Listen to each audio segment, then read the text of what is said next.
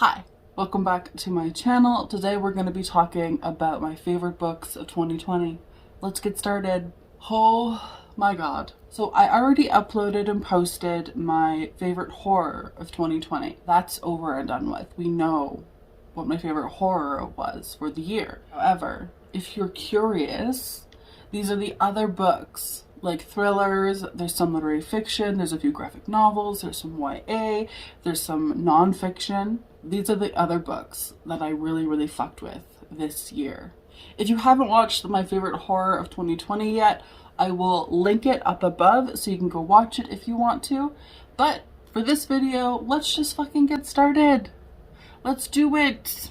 A tiny disclaimer as well, these books are literally in no particular order whatsoever. They're all completely random. The first book that I want to talk about is one that I've spoken about recently and really loved. And that is Behind Closed Doors by B.A. Paris. By the way, it is extremely windy outside, and so if you can hear the wind outside, I'm very sorry. Behind Closed Doors is a thriller novel about a couple. This couple are like this hetero dream. They are perfect. They have a beautiful house. Their relationship is perfect. They're independent yet at the same time cohesive. Except this couple is keeping a huge secret from everyone that they know. One of them is in great danger.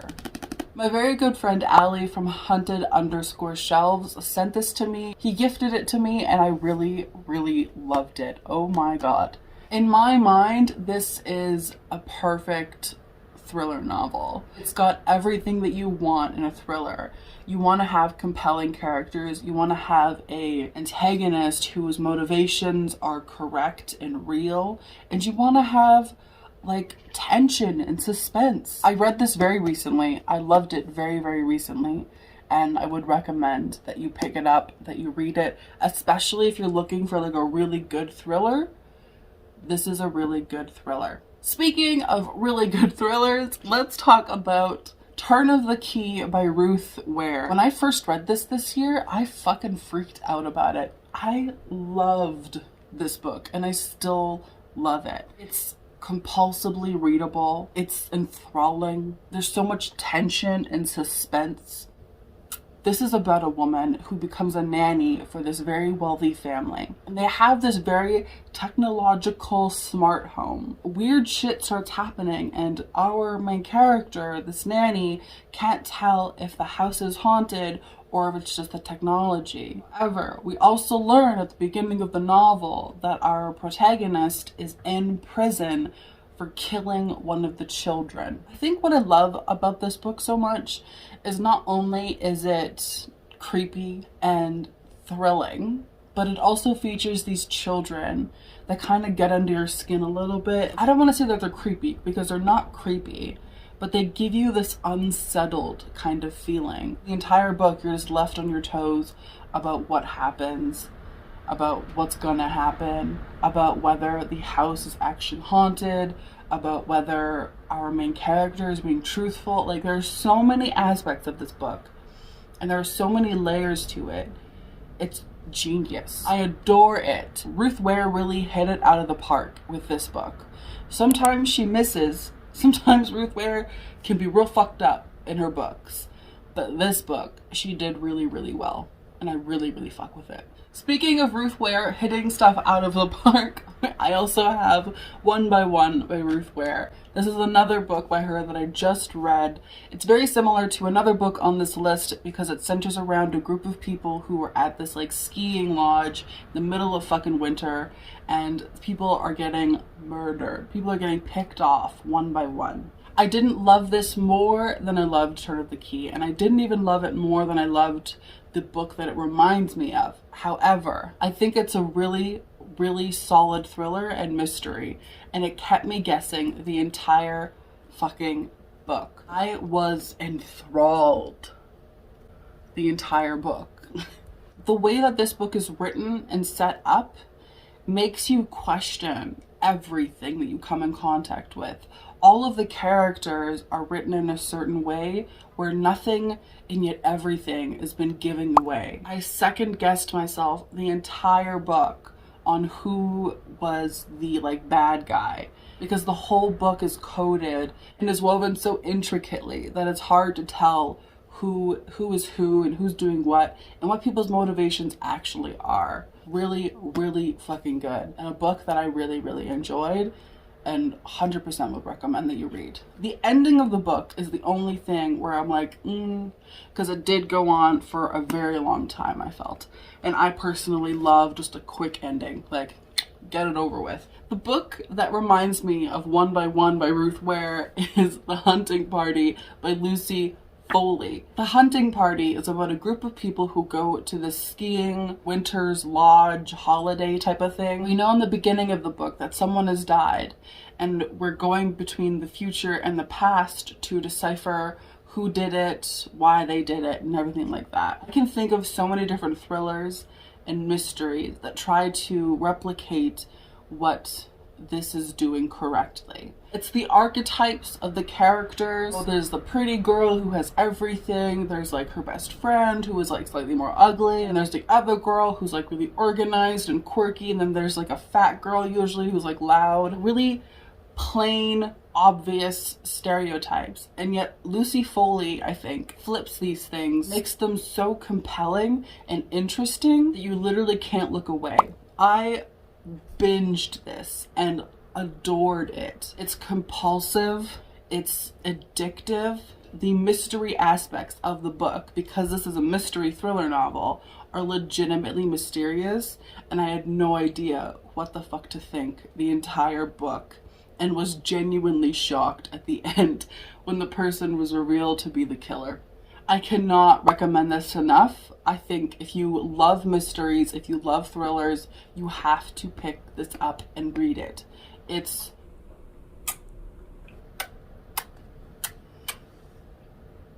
a lot of my audience and the people who watch my videos know me to be somebody who doesn't enjoy reading romance or reading romance subplots. However, what I will say is that this next book is one of my favorite things of all time. I'm talking about Heartstopper by Alice Oseman. This is a graphic novel about two boys.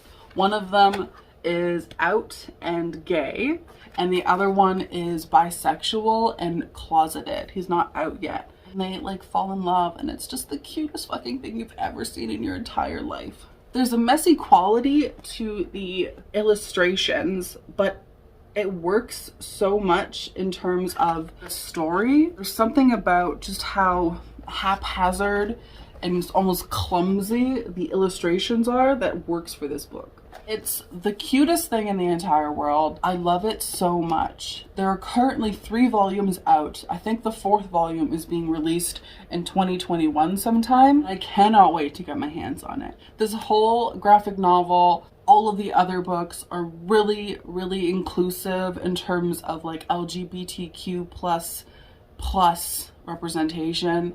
We have trans characters, we have bisexual, we have lesbians, we have gays. There's so much representation in these books, and I love it so much. It melts my little cold ass black heart. I adore these books so much. And as much as I love something fucked up, as much as I love a good tearing of skin and blood and fucking, you know, face fucking or whatever, like I love this so much. It makes me so happy. They're so cute that I just want to like just hold them close and never let go. If you like graphic novels, if you want something so fucking cute and like so sweet that your teeth are gonna fall out of your fucking head, that book. Another little mystery novel that I've read and loved in 2020. This author has 2 books on this list. This is the first one, and that is The Word is Murder by Anthony Horowitz. This is a mystery novel, Agatha Christie-esque. The author included himself into the book. The author is the main character. And originally, I thought it was going to be super cringy. Until I actually read it, it works so seamlessly that it's kind of strange. This is about a woman who walks into her funeral parlor, plans her service, and then later that day is murdered. Anthony Horowitz and this other detective are gonna solve the case.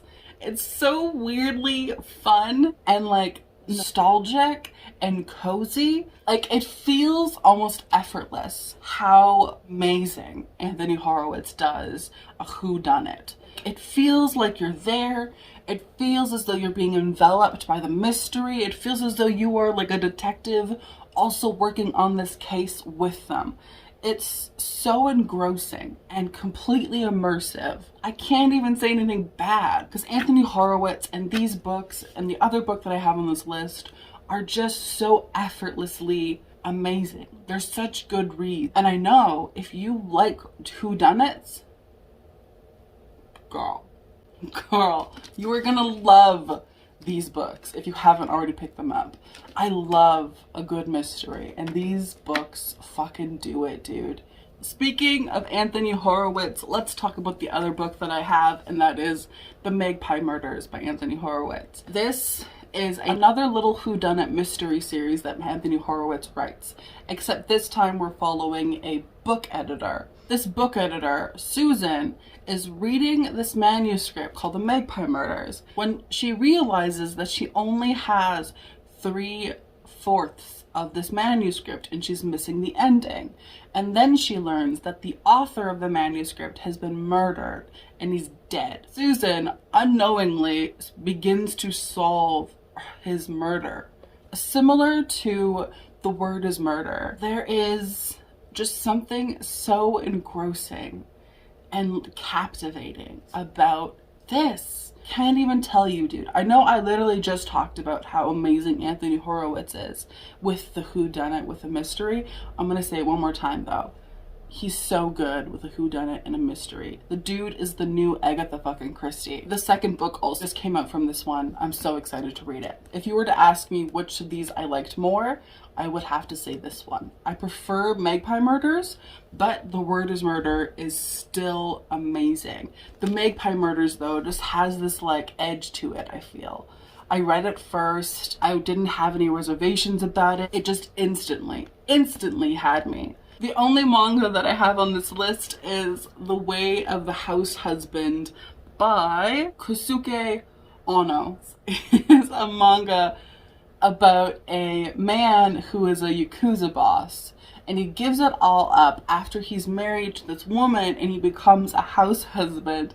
And it's the funniest fucking thing you're ever gonna see in your entire life. It makes me so happy. It's literally hilarious. It's just this like dichotomy of this like tough, gruff, like dude who's probably killed people and like done some really shady shit, and yet he's like he always wears this apron and he's always just home and like trying to do the cooking and the cleaning because his wife is the bread maker in their family.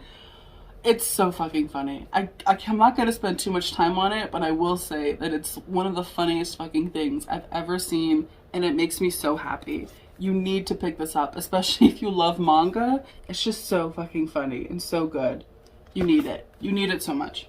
A lot of these books are thrillers, and I didn't even think about that. There are a few like non-thrillers, but most of them are. Anyway, another thriller that I have, The Silent Patient by Alex McAladides. I adored this book. I think this honestly might be my favorite thriller of 2020, if I'm being honest. It's hyped up for a reason because it's so fucking good. This is about a woman who shoots her husband in the face 5 times close range, right? She kills him, obviously. She's arrested, and after her arrest, she does not speak. She refuses to speak. She's put into a facility for the mentally ill. A new therapist begins and tries to uncover why she won't speak and see if he can connect with her in any way to help her. Listen. I was blown away by this. Blown away. The whole book goes so quickly. It's so easy to get sucked into it. Reading it, I felt as though I wasn't even in my world anymore. I felt completely immersed in this. It's almost like a fever dream where you feel as though you're sort of just like going with the flow, but at the same time, you're still trying to pick up on all these little tiny subtle clues that by the end of the novel are just this huge fucking picture where you're sitting there like, how the fuck didn't I see that? And the character development, the writing is smooth. It's butter. It's silk. It's amazing. And like I said, it's like my favorite thriller of 2020. I loved it so much. And the ending of the book is perfect. Perfect. Perfect. Next, let's talk about a little contemporary literary fiction type of book. I have Nothing to See Here by Kevin Wilson. I loved this book. Oh my god. We don't talk about it enough. Let's just say that. People do not talk about this enough. Like, there needs to be more recognition for this. This is about a woman who is sort of struggling financially until she gets a call from her old college friend asking her to be a nanny for a shit ton of money in her like mansion estate type thing for her husband's children. She takes up the job and then she finds out that the children combust spontaneously when they're angry or anxious. She has to take care of these children who are just like unstable and just fucking burst into flames like on a fucking dime. It's wonderful. It's beautiful. I felt like the main character was really, really relatable to me. The book is told beautifully. It's genuinely hilarious. So fucking funny. Like, I'm so excited to reread this book. I think I'm going to reread it in 2021 just because of how much I absolutely adored it. Characters are gorgeous. The writing is superb. Superb. It's heartwarming and heart-wrenching. There's so many emotions I have attached to this book, and we can't even get into all of them because it's way too fucking much, and it would just end up with me like in a ball, like sobbing my fucking face off. But I love this. But I don't have nails today, and it kind of bums me out, but you need to read this if you haven't already. Like, this book will be no surprise to anyone because I've talked about it to death, literally to fucking death. And that is A Simple Plan by Scott Smith. I've said so much about, so I'm not even going to speak about it for too long because guaranteed you've heard me talk about it time and time again. Basically, this is about two brothers and their friend who find a bunch of money and they come up with a really simple plan to keep that money. It's one of the most heart-pounding, nervous books I've ever read. The entire book just escalates and escalates and escalates to the point where you think like there's no fucking way that we could get this fucking far, and yet it does. It goes and it goes and it goes. It's one of the best books I've ever read. I love Scott Smith and I wish this fucking guy would release more books. After reading this next book, I talked about it so much, but I haven't talked about it much lately, and that is Pet by Akwaeke Emezi. This gorgeous little book is about a little girl named Jam. Jam lives in this utopian world. Anything like negative or bad has been eradicated. We don't do that anymore. Everyone lives in peace. One day, a monster, comes out of her mother's painting, tells Pet that they have to defeat this monster. They have to kill this monster that's like hiding amongst all the people in their community. You know when something is so pure and so real and so innocent? That's how this book is. It comes from such a place of purity and like inclusion and belonging and love, and yet at the same time, it's one of the most dark, gritty books you could possibly read. Especially in this genre, especially in like YA middle grade. Akwaeke Emezi is just a fucking genius. And I can't wait to read all of their books. I love the way that they write. I love their plots. I love their message.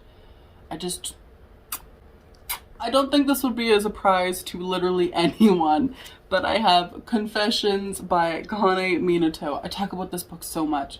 So again, I'm not going to focus too much on it because I've literally talked it to fucking death. Confessions is about a teacher who tells her class that she's retiring on the last day of school. And then what she also tells them is that she knows that 2 of the people in that class, 2 of the boys, killed her daughter. She outs them. And from there, the book is fucking crazy. It is nutso banana pants town. I'm literally just gonna leave it at the fact that this is so twisted and weird and compulsive that you need to read it. It's literally addictive. I'm trying to debate if I want to include this book or not, but I think I am. I think I'm going to include it. That is Beach Read by Emily Henry. Beach Read is a romance novel. Who am I? What am I actually even doing? Reading this book and enjoying this book has been a transformative moment for me. The fucking bias breaker, dude. It fucking broke my bias. Just straight up fucking broke it. And it's not fair. Because I like to shit on things. And I really enjoyed shitting on romance. It's just in general. I enjoyed it. Now, I'm a fucking stan. Beach Read is about a girl whose father dies quite suddenly. And she finds out that her father was having this like secret affair with this secret life with this woman, and her father left her their beach house. So she's just conflicted as fuck because she's like, did I even know this man, my father? And so she goes up to this beach house, and who happens to be her neighbor, her like rival from college, who's also an author. She writes romance, he writes literary fiction that's quite like nihilistic and dark. And so they come up with like a plan or like a bet that they would write each other's genre, like who could get it published first, basically. And what happens is like romance and love. Guys,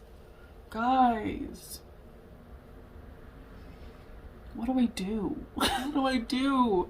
It upsets me that I enjoyed this, and yet at the same time it makes me very happy that I did, because I like reading good books. I am trash for a hate to love story, and I'm trash for like funny, quick-witted banter, which this book had, and I'm trash for delayed gratification. So the fact that they didn't like fuck for like a good portion of the book helped like my enjoyment of the book, because I like that like waiting, that lingering, you know what I mean? Like that tension to build. Yeah, this is a favorite. It's a favorite. I can't even lie to you, my friend. I can't. It's a favorite. I like it a lot. And I would recommend it.